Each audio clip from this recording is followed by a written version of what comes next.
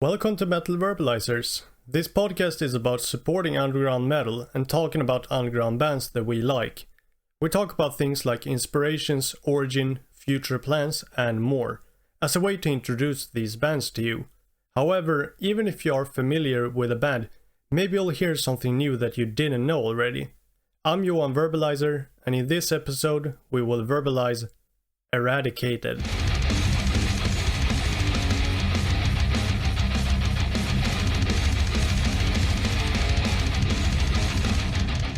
Alright, so let's start by having you introduce yourselves. Name and what you do for the band. So I'm Elvin. I play guitar and sing in Eradicated.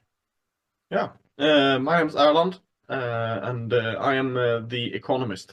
No, I'm just kidding. I I play the bass. Right, so when did you start playing and singing, and what encouraged you to start? We've been playing for almost forever. I think, well, for me, I think all of us have grown up in families that played a lot of music, listened to a lot of music, and also played some music for most of us, I think. And yeah, so I think all of us have been playing instruments since we were quite young, and we've been also playing together for like, I don't know, over a decade now. Right. Yeah, as Elvin said, from very musical families, we've been introduced through the what would you call it? Like the local musical school, musikskolan as we call it in Sweden. Yeah, and that's been our introduction to music, I think. Also just playing music in the car and jamming along with the air guitars and the air drums and everything like this. So yeah, that's the... Yeah, and I was recording songs with my parents from like, I don't know, since I could talk or even before then. All right. Yeah, both his parents are professional musicians, basically. So that's... All right. So you did release music with them back then? Well, we have a yearly Christmas song in my family Right. that we've been putting out since I was 1 year old. And with the exception of 3 years, we've put out something on SoundCloud. Now, yeah, well, it wasn't SoundCloud then, but well, I remember putting out music on MySpace when I was really young. Yeah. But yeah, so when was the band started? And if you want to, feel free to also elaborate a little bit on how it started. So this is a long story. There are many different beginnings. I think Ragnar, the guitarist, and Erland, who are brothers, started, I think Ragnar started the project. He was, I don't know, 10, 11 years old, something like that. Oh. Started a band with some friends, needed a bass player. That's where you come in. Yeah, then I got a bass for Christmas. Surprise, surprise. Yeah, I didn't play bass before that. Usually how you get a bassist, you force a bass onto someone. Yeah, it's the same old story. Yeah, so then I was maybe 10, 11 at that point. And then we played together for like, I don't know, 6 months or something like this. Right. And we realized, well, we had a chaotic time with the singers. They came and went, and I don't know, it was hard to get someone who actually could sing and wanted to sing.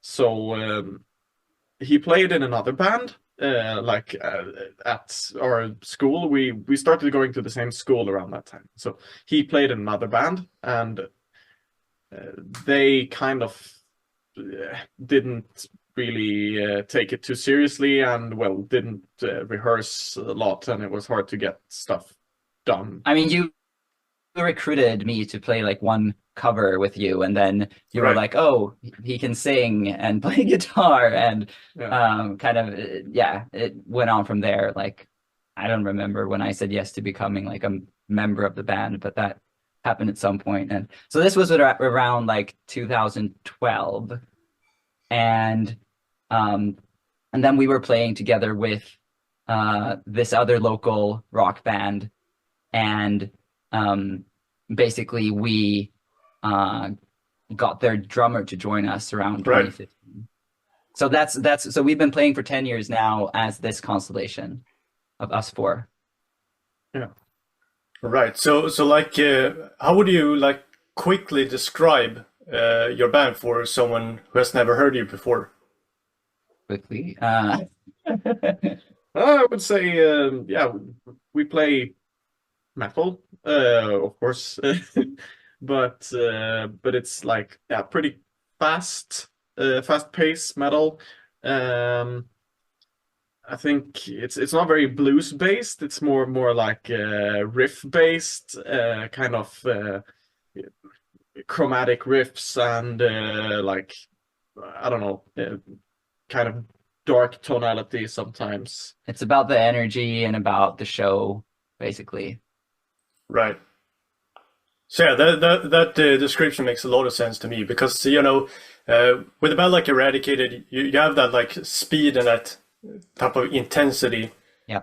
type of metal. So that makes complete sense to me. I think it's probably, I mean, some people would categorize us as thrash metal, and I think that's fair. But I think as someone who's been in the metal genre for a long time, and we've exposed ourselves to the metal genre a long time, the like sub-generalization of metal, it gets kind of ridiculous at some point. There are so many sub-genres, and no one really knows where the lines go, and yeah, it's just a mess. So we've started calling ourselves a metal band. People tend to understand better that way, because otherwise it just group us with something else, and then it's not that. So yeah, right. I can agree with that. Like the topic of subgenres and that stuff can be quite complicated sometimes. Yeah. But yeah, so like, what would you say is like the main inspiration for Eradicated as a band? Like it doesn't necessarily have to be like other bands or even music related, but what would you say is like inspires Eradicated as a band? Well, then I think it's the kind of vision of just something ongoing and like sticking together, basically. I think is one big thing that defines us as a band, is that we've done this so long together as a group, and we've always just kept going with it. And we've evolved through the years, and we've tried different things, but we've always just had this project together, which was playing some sort of rock together. Right. yeah, it's very community driven, I would say. It's also, I don't know, I don't know, I think a lot of the bands, like we draw our inspiration from the state of the world and how we feel about the state of the world.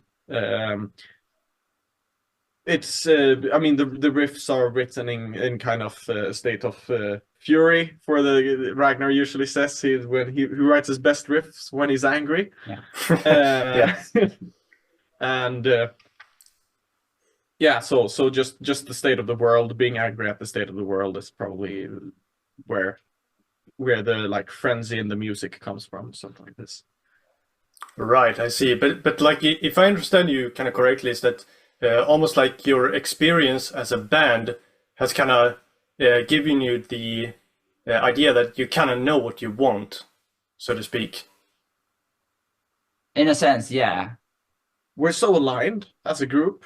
I mean, if you like ask any of us what would you want to do with the project, I think you would get a pretty similar answer from all of us.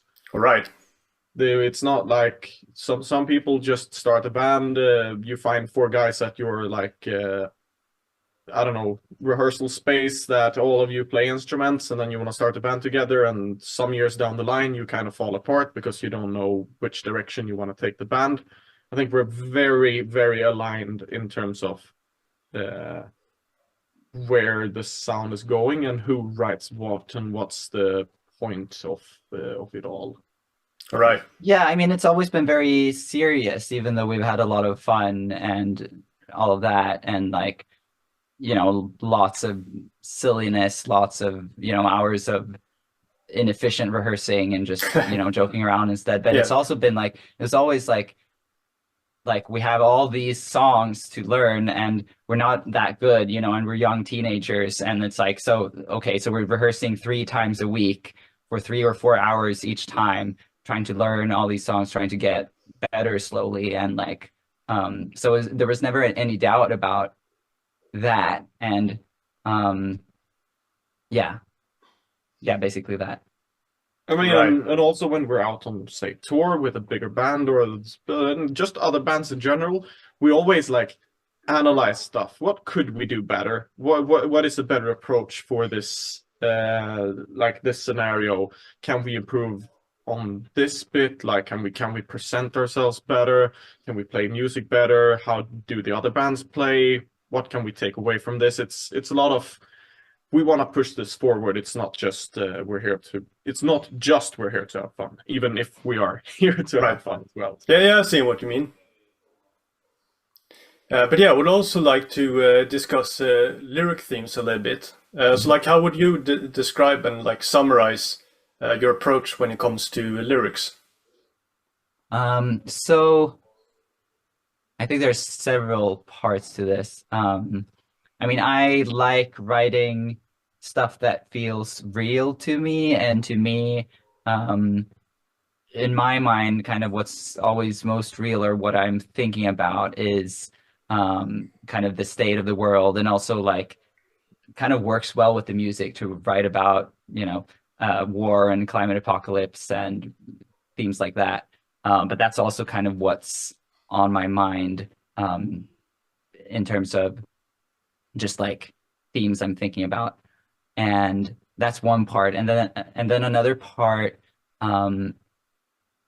really, like, I mean, sometimes I write lyrics apart from the music, but I do also write a lot with the music, and it's important to me how it sounds beyond what the words are. So I will listen to, you know, a riff or whatever, and I'll sit and like think about like what words kind of sound cool and like work well with the music, and Right. also have the meaning that I want them to have, which is quite a puzzle actually, but it can be it can be quite satisfying when it comes together. Yeah, I can imagine.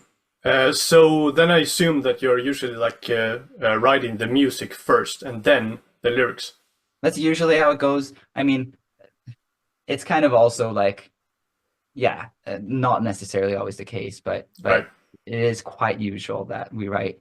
Ragnar will throw together a riff first, and then we'll build on that. But I think I have also written stuff separate. I see. So I would also like to talk about artwork a little bit as well. Yeah. Oh yeah. So do you have any like specific approach when it comes to artwork? For example, for the artwork for Descendants, for example. Oh yeah. I would say it's for us. I would say we really appreciate the clean artwork. Like that's for Descendants. That's why we chose like the white background, simple black motif, and also like a sketched motif. We work closely with Felicia Rosvall. She makes the album art for our new album as well. But I think we can say that. Yeah, we can definitely say that. And for Descendants as well. She made the Crow Man. It's thematic, I would say. We like thematic art. But especially the most important thing I would say is the like thrash can be the thrash album arts in general can be kind of or like metal album art in general can be kind of cluttered and often very very I don't know, heavily colored motifs and Right. kind of a bit Just a lot of stuff. a lot of stuff, especially A lot of stuff going on. A lot of stuff going on. Yeah. I don't know. We thought it was cool to have something that sticks out, but it's also kind of simple, but hopefully also, yeah, also says something. Right. I think, and also, I mean, seeing that from the what was it, the like the metal history kind of gala in Stockholm that's going on. I think Right. it's, yeah, I think it's like what would you call it? Utställning. Exhibition, maybe. Exhibition. Yeah. Nice, yeah. Exhibition, the metal exhibition in Stockholm right now. We've seen pictures from the album wall, Yeah. and it's a lot of like red, dark red, black, dark brown, black, Yeah. black, dark brown, red, brown, dark black, and Right. then we have our album there, and it just sticks out like a sore thumb. Right. Yeah. And we think we succeeded in that. That's what we wanted with it. So yeah. Yeah, I mean that makes a lot of sense to me. For example, like as I usually put it, it's like something simple but meaningful, so to speak. Right. But yeah, so I would also like to discuss future plans. It's like, do you have any future plans that you want to discuss? You mentioned it a little bit before regarding the artwork for an album. Yeah, we're working on our next album. It's coming soon. Can't say when, but soon. It's been a wild ride. First time working with a producer, first time working with a record label at our heels. It's been, yeah. I mean, it's been cool, but we've been working for a long time on it, and yeah. So that is coming. We'll be releasing some singles in not too long as well, to get that started.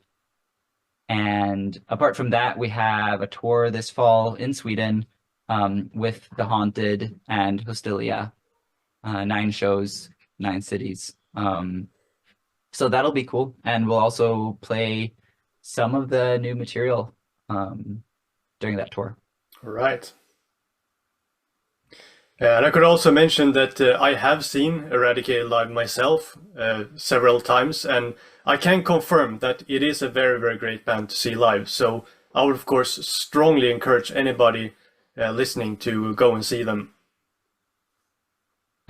Thanks, yeah. I mean, from our side, we love The Haunted as well, and we think Hostilia is a really cool band.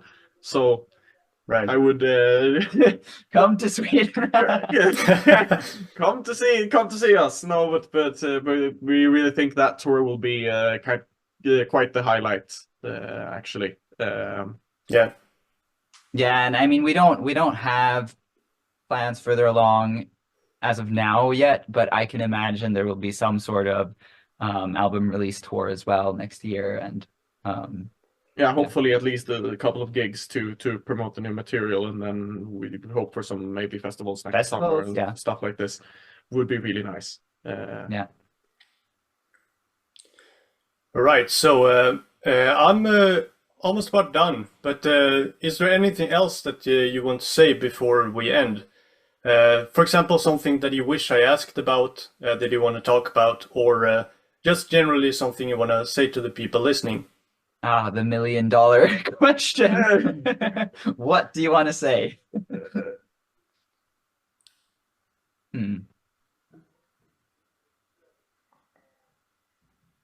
Like us on Facebook. No, I'm just kidding. No. But if you want to follow our journey, just check out the social medias and stuff. That would be cool. And also, yeah. I think we have a really cool small community. Like there's, I mean, we're trying to, grow in a world of way too much information and, way too much stuff out there. But I think also shout out to anyone who's listening who has been around. Like, yeah, we have a really, really good, I don't know, this, I really just appreciated the scene that we have when traveling around playing shows. Yeah. Yeah. Also, I mean, just a friendly, I don't know, reminder or kind of a heads up to people. Just keep a good hold of your childhood friends and just friends in general. I think in this digital age, it's really hard to just lose everyone because it's so easy to make new connections and it's so easy to maintain connections online. But in reality, you don't really do that. So I think actually linking up with your friends And getting us band started. no, yeah, exactly. Start a band. Something. Do something fun with the friends. That's what we've done, and that's why we're here. So I think it's that's something that could be taken away from here. Yeah, we wouldn't be here otherwise. Yeah. Right. So I of course completely agree with that. But yeah, with that said, I would like to thank you very much for taking the time to record this episode. Thank you so much. And of course, we want to wish you all the luck with the future music and the future endeavors of Eradicated. Thanks. Yeah, and you too. Yeah, we'll see you at some festival sometime. Yeah. Definitely. Thank you very much. Thank you. This is the end of this episode. However, now I want to encourage you to go and listen to this band. If you like what you hear, don't forget to go and show them some support. Interacting with their social media pages, sharing their music, and telling them that you enjoy their music is very important. It's a great way to help the bands and encourage them to keep going, which helps keep metal alive. We really appreciate that you've been listening all the way to the end. Thank you very much for listening to and supporting Metal Verbalizers. We will be back to verbalize again next week.